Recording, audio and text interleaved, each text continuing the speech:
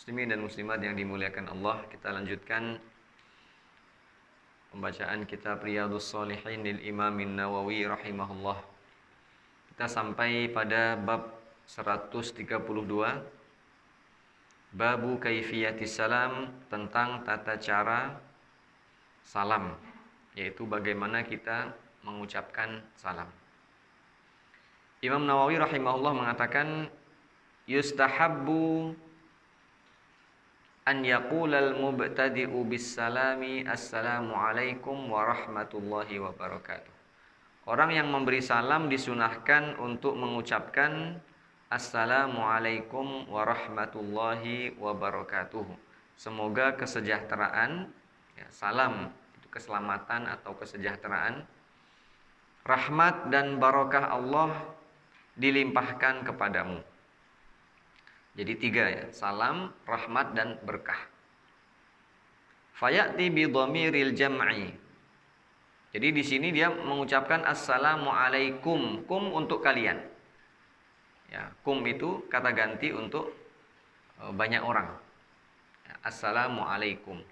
Kalau satu orang, assalamu alaika kalau lelaki, atau assalamu alaiki kalau perempuan. Kalau 2 orang, assalamu alaikuma. Ya, lelaki ataupun perempuan sama.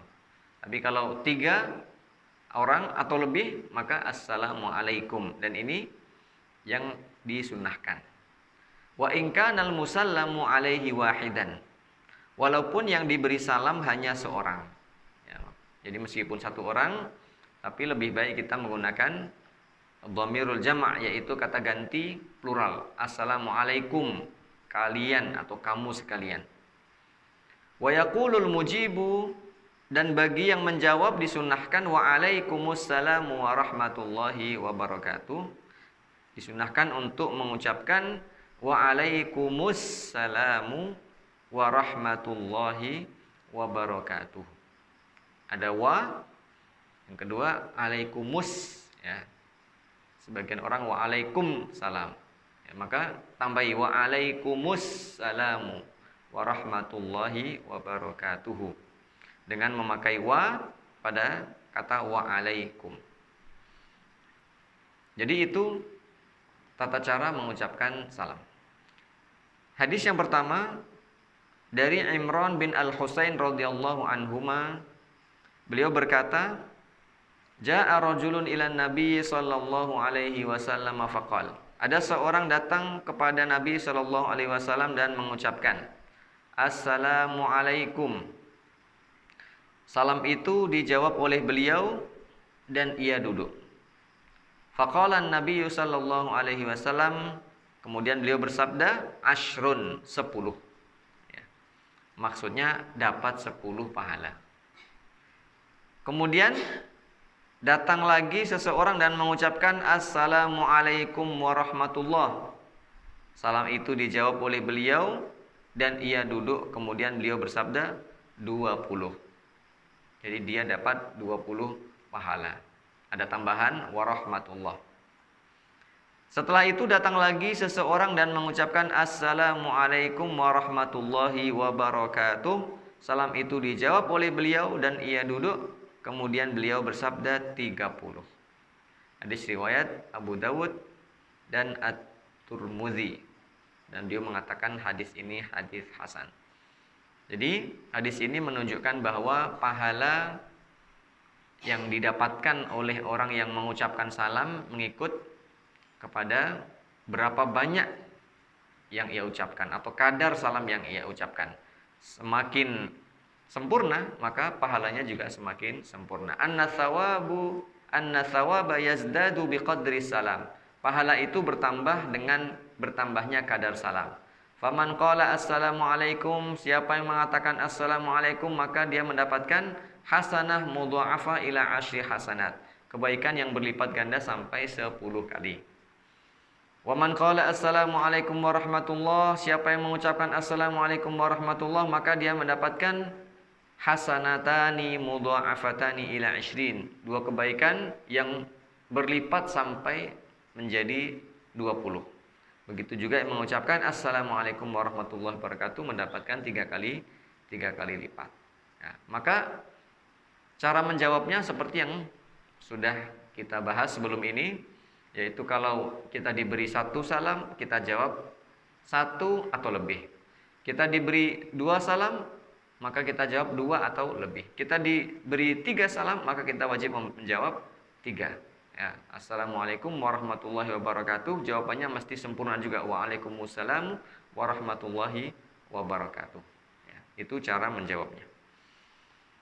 Hadis yang kedua dari Aisyah radhiyallahu anha, beliau berkata, Rasulullah sallallahu alaihi wasallam bersabda kepadaku, ini Jibril menyampaikan salam untuk kamu.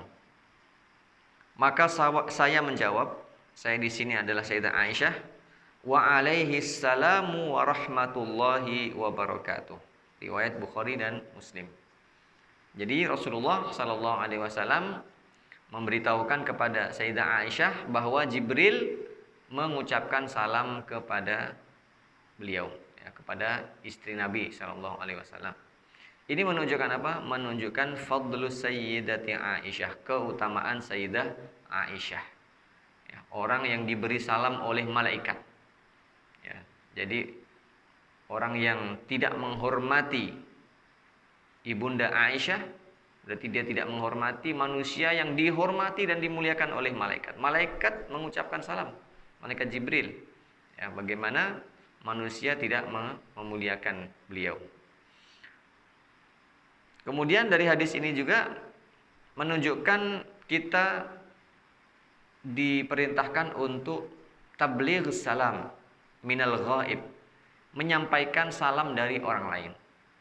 Jadi kalau ada orang titip ya salam kepada kita, tolong sampaikan salam saya kepada si fulan.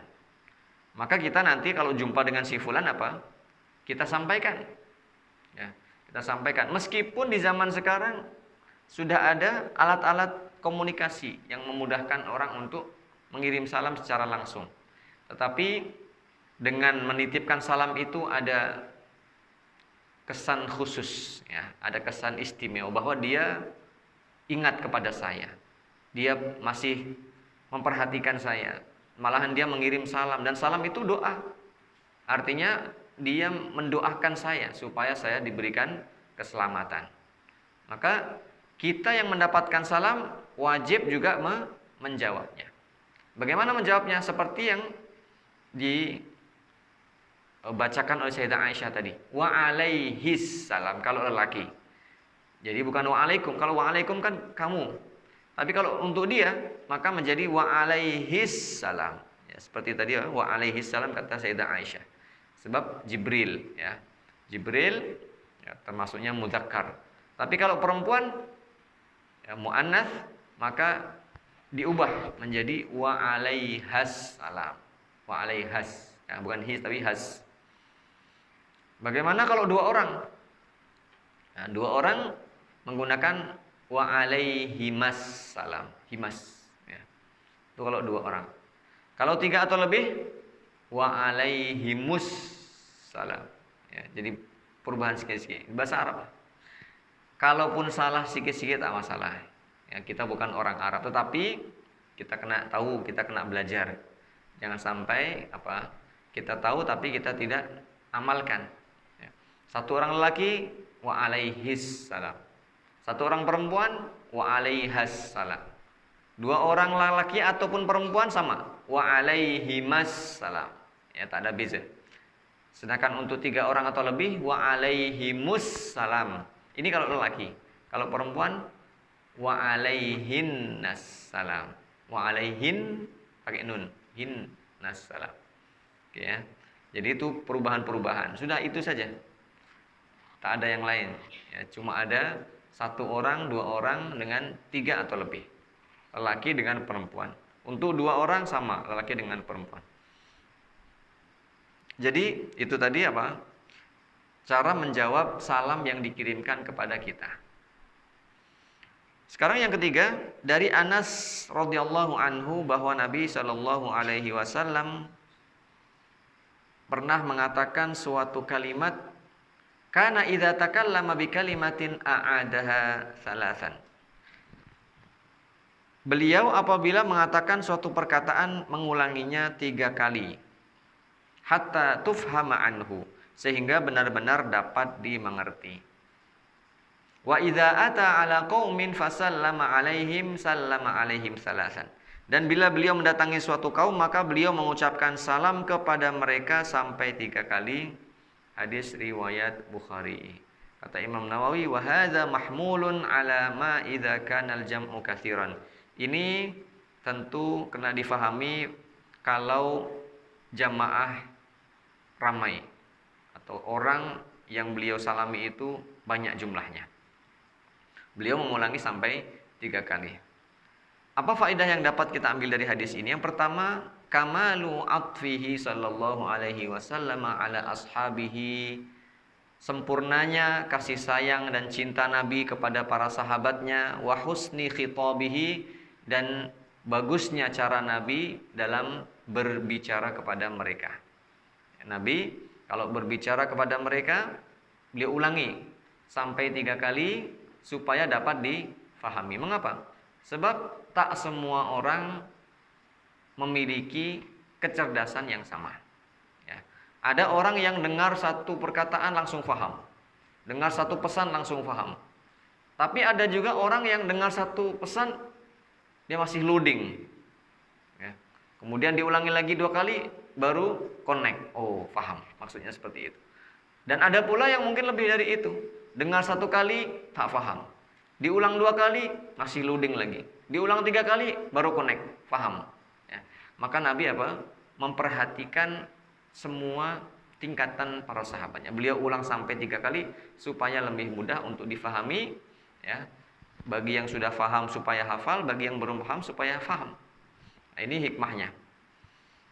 Jawazu i'adatis salam idza kana al-jam'u kabiran. Boleh mengulangi salam apabila jumlah orang ramai. La yasma'u jami'uhum. Tidak semuanya mendengar salam. Min awwali marrah, pada kali yang pertama. Jadi kalau misalnya di masjid ada ramai, orang ribuan, dan Nabi kemudian masuk, ya, maka beliau memberikan salam 3 kali. Bagian sini diberi salam, nanti bagian yang sana diberi salam lagi, bagian yang ujung diberi salam lagi. Ya. Wa in kana aslu sunnah yahsulu bisama'in. Meskipun yang sunnah itu sudah didapatkan meskipun hanya sekali saja. Bila orang mengucapkan Assalamualaikum sekali saja, maka itu sudah mendapatkan pahala sunnah. Tapi diulang itu lebih baik. Walakin hadza minhu, akan tetapi yang dilakukan oleh Nabi sallallahu alaihi wasallam ini jabrun li khawatiri ashabihi, untuk melegakan semua hati para sahabat. Di mana semua sahabat ingin mendapatkan bagian yang sama dari Nabi sallallahu alaihi wasallam. Sama ada yang dekat maupun yang jauh, mereka ingin mendapatkan salam. Maka Nabi mengulang salam sampai 3 kali sehingga ya semuanya mendapatkan bagian salam dari Nabi sallallahu alaihi wasallam. Kita lanjutkan hadis yang keempat. Dari Al-Miqdad radhiyallahu anhu, di dalam hadisnya yang panjang. Hadis ini memang panjang asalnya. Jadi cerita Al-Miqdad, bahwa suatu hari Al-Miqdad bersama dengan 2 sahabatnya mendatangi Nabi sallallahu alaihi wasallam. Lalu Nabi sallallahu alaihi wasallam menyuruh mereka untuk memeras air susu kambing, ya, milik Nabi sallallahu alaihi wasallam, sebab mereka kelaparan, kehausan, ya, dan sudah mencoba untuk mencari kemana-mana tak dapat. Akhirnya kembali kepada Nabi sallallahu alaihi wasallam dan Nabi menyuruh mereka untuk memeras air susu itu. Kemudian mereka minum dan disisakan 1 cawan untuk Nabi sallallahu alaihi wasallam.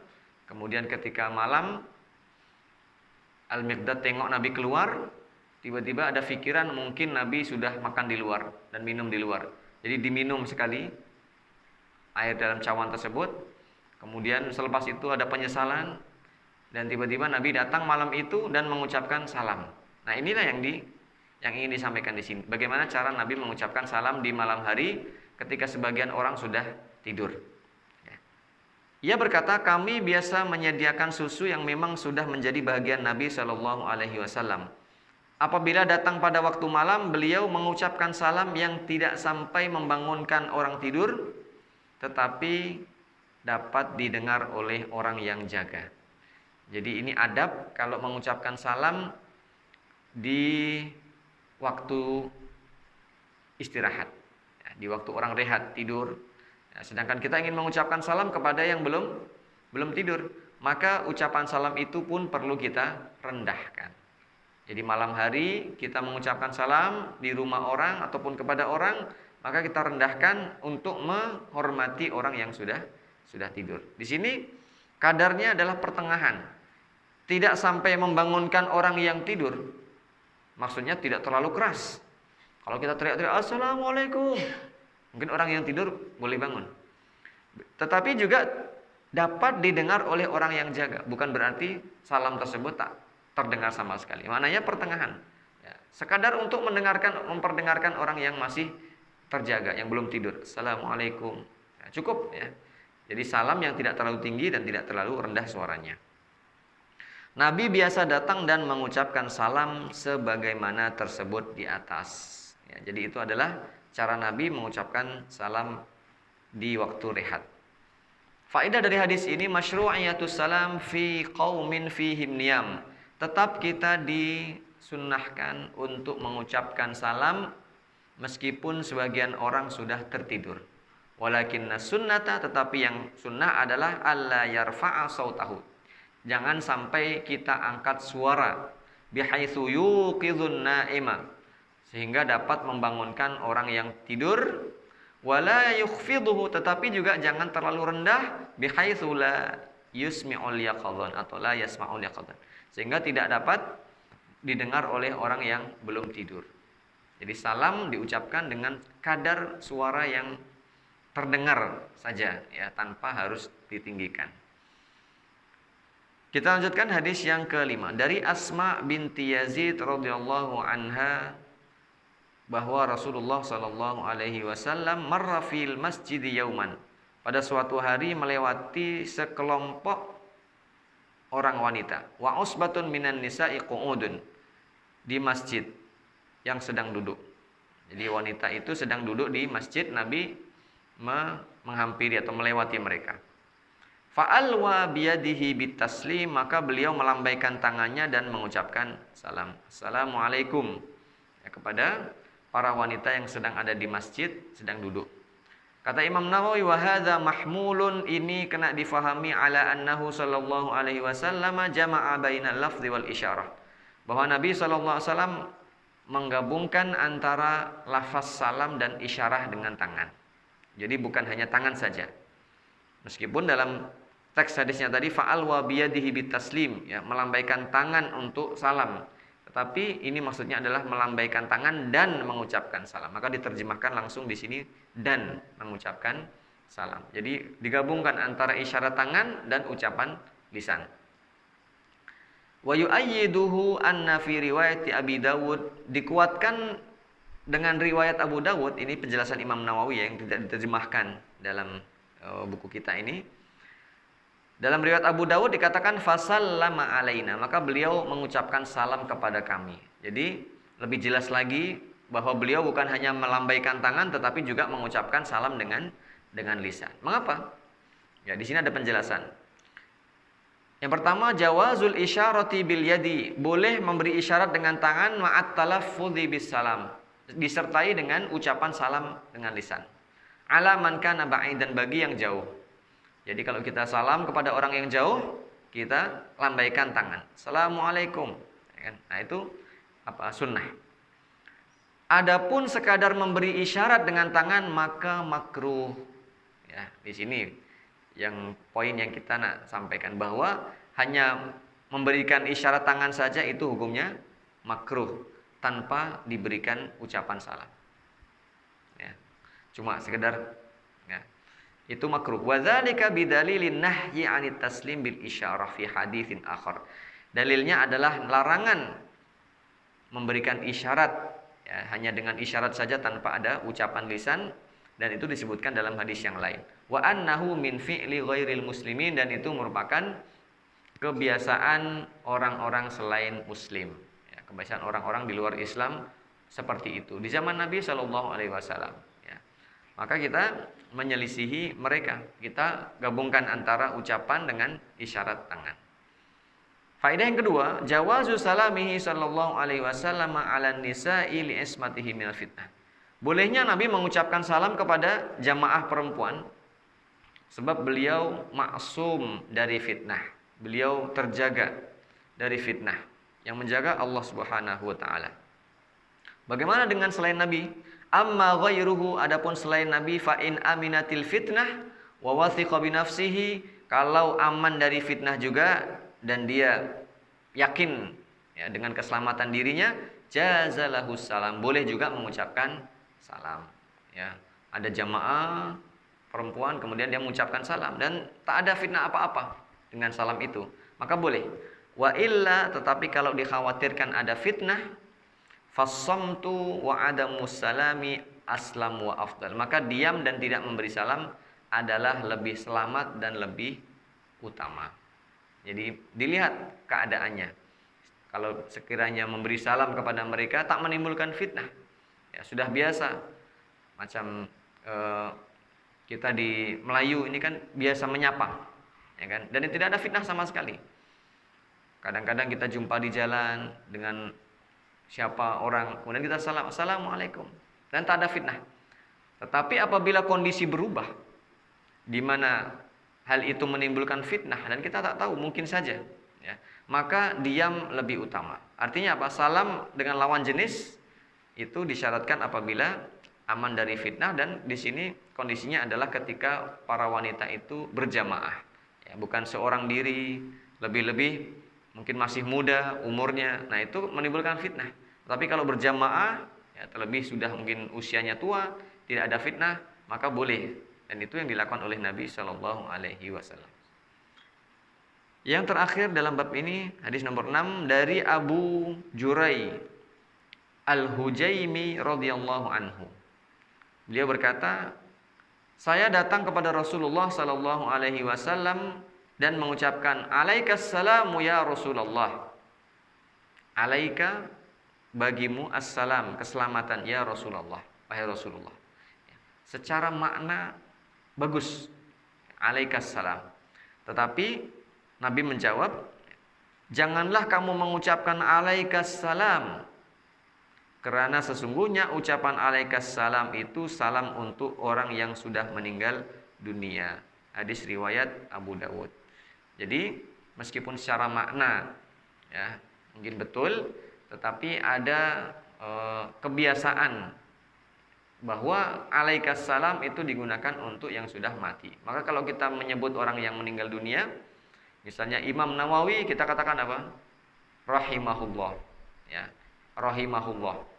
Baginya rahmat Allah Subhanahu wa taala.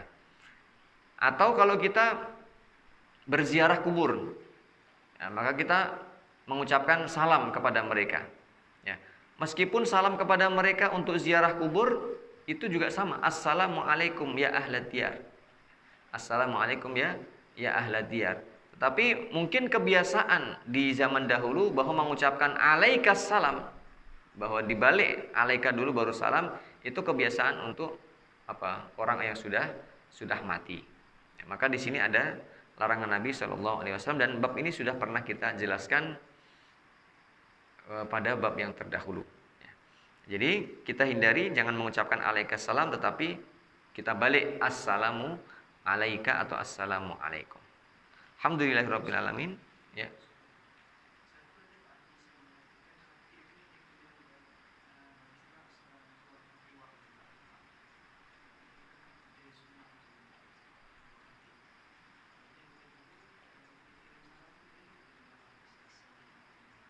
Ya, kalau apa?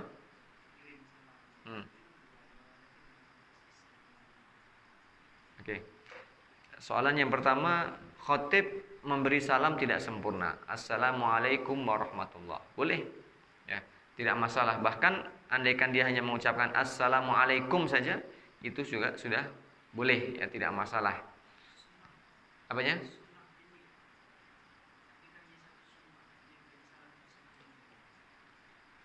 Yang assalamualaikum itu saja sudah sunnah. Jadi sependek saja sudah sunnah. Wa rahmatullah lebih disunahkan lagi, wa barakatuhu lebih disunahkan lagi. Jadi kalau khotib mengucapkan assalamualaikum saja itu sudah mengamalkan sunnah. Ya, sudah dapat aslus sunnah. Ada namanya aslus sunnah. Aslus sunnah itu asal sunnah. Dia mendapatkan pahala asas bahwa mengamalkan sunnah dengan salam itu. Tetapi ada yang akmal, yang lebih sempurna, yaitu ditambahi warahmatullah dan juga wabarakatuh. Jadi tak masalah ya. Kalau ada khotib yang hanya mengucapkan assalamualaikum, boleh kita jawab waalaikumsalam atau tambah warahmatullah atau wabarakatuh. Tetapi kebiasaan kita memberi salam secara sempurna, assalamualaikum warahmatullahi wabarakatuh, maka kita pun jawab juga dengan sempurna. Tak masalah ya. Nak satu saja, nak dua, nak tiga. Kata Nabi tadi kan 10 atau 20 atau 30. Mengikut ya. Dia nak pahala berapa. Yang kedua tadi tentang kirim salam ya. Kalau kita kirim salam, kalau dalam bahasa Arab ya tentu dengan menggunakan baligh salami. Ya, sampaikan salamku. Jadi dia tidak mengucapkan assalamualaikum. Dia mengucapkan dengan lafaz yang lain. Dia cuma mengucapkan baligh salami atau akri alaihi salam. Bacakan, lafaz-lafaz itu dipakai ya, digunakan di dalam hadis. Baligh salami atau akri alaihi salam. Nah, bagaimana kita dengan orang Melayu? Nah, kita terjemahkan saja. Sampaikan salam saya kepada si fulan. Tak payah kita lafazkan. Sebab assalamualaikum itu untuk orang yang kita ajak bicara. Ya, tak payah kita ucapkan assalamualaikum, sampaikan salam saya kepada fulan. Ya, tak payah. Ya. Tapi cukup kita katakan sampaikan salam saya kepada si fulan. Maka kemudian kita menyampaikan salam pun dengan bahasa kita. Si fulan menyampaikan salam kepadamu atau si fulan mengirimkan salam kepadamu. Nah, yang membalas baru dia menggunakan kata wa alaihis salam.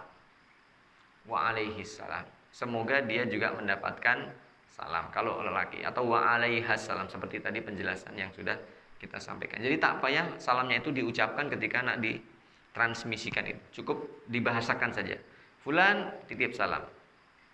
Ya, kemudian dia menjawab wa alaihi salam atau wa alaihas salam. Ya. Ya, sebab tak ada. Ya, saya belum menjumpai ya menitipkan salam kemudian diucapkan itu, belum menjumpai. Yang ada adalah dengan menggunakan kata-kata sendiri. Baligh salami atau akri alaihi atau alaihas salam. Ya, begitu.